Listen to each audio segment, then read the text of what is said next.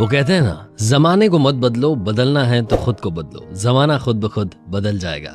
एक बार की बात है, एक बहुत ही खूबसूरत मोहतरमा, बहुत ही ब्यूटीफुल लेडी, वो अपनी फ्लाइट के लिए लेट हो रही थी। भागते दौड़ते पहुंचती हैं, प्लेन में एंटर करती हैं, आखिरी पैसेंजर होती हैं। अंदर जब पहुंचती हैं, अपनी सीट के पास जाती हैं तो उदास हो जाती हैं, नाराज होने लगती हैं। क्यों?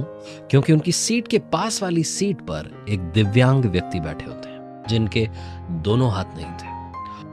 वो आवाज देती हैं, हॉस्टेस को बुलाती हैं और कहती हैं कि ये क्या है, ऐसे पैसेंजर के साथ में मैं ट्रैवल नहीं कर सकती। एयर हॉस्टेस को समझ में नहीं आता है कि क्या कह रही है। एयर हॉस्टेस उन्हें कहती हैं कि आप पेशेंस रखिए मैम, बैठ जाइए प्लीज। लेकिन ये जो खूबसूरत सी मोहतरमा थी, ये कहती नहीं। एयर हॉस्टेस को समझ नहीं आता कि इतनी अच्छी खासी दिखने वाली महिला जो है वो इस तरीके से बात कर रही है। कहती हैं ठीक है मैम, आपने कहा है, हमारे लिए तो हर पैसेंजर इंपॉर्टेंट होता है। मैं अंदर जाती हूँ, कैप्टन से बात करती हूँ, कुछ सोल्यूशन निकालते हैं। वो अंदर जाती हैं, कैप्टन से बात करती हैं, बाहर आती हैं और आकर के उन मोहतरमा से कहती हैं कि हमारे कैप्टन ने आज एक एक्स्ट्रा ऑर्डिनरी डिसीजन लिया है। हम पहली बार अपने प्लेन में, अपनी फ्लाइट में एक ऐसे पैसेंजर को जो इकोनॉमी क्लास में बैठा है, उन्हें बिजनेस क्लास में शिफ्ट करने जा रहे हैं।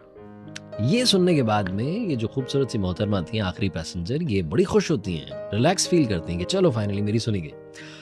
लेकिन एयर हॉस्टेस जो होती है वहां रुकती नहीं है, वो आगे बढ़ जाती हैं और उन दिव्यांग व्यक्ति के पास पहुंचती हैं जिनके दोनों हाथ नहीं थे, और उन्हें कहती हैं कि सर मेरे साथ आइए, हम आपको फर्स्ट क्लास में शिफ्ट कर रहे हैं, बिजनेस क्लास में शिफ्ट कर रहे हैं, क्योंकि हम नहीं चाहते कि आप ऐसे पैसेंजर के साथ में ट्रैवल करें जिन्हें इंसानियत की परवाह नहीं, इंसानों की परवाह नहीं। ये सुनने के बाद में फ्लाइट में जितने लोग थे सब ताली बजाने लगते हैं और वो व्यक्ति अपनी सीट से खड़े होते हैं और कहते हैं कि ये दोनों हाथ मैंने कारगिल के युद्ध में खोए थे।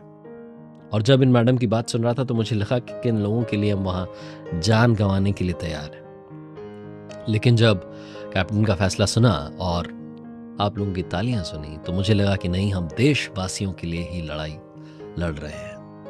ये छोटी सी कहानी हमें बहुत सारी बातें बताती है। पहली बात कि जिंदगी में सीरत खूबसूरत होनी चाहिए, सूरत में कुछ नहीं रखा। दूसरी बात, जो व्यक्ति जिंदगी में ये सोचता रहता है कि मैं ऐसा दिखता हूँ, वैसा दिखता हूँ, रंग के बारे में सोचता है, हाइट के बारे में सोचता है, पर्सनालिटी के बारे में सोचता है, अगर आपकी सीरत अच्छी होगी तो जिंदगी में, दुनिया में आप कुछ भी कर सकते हैं।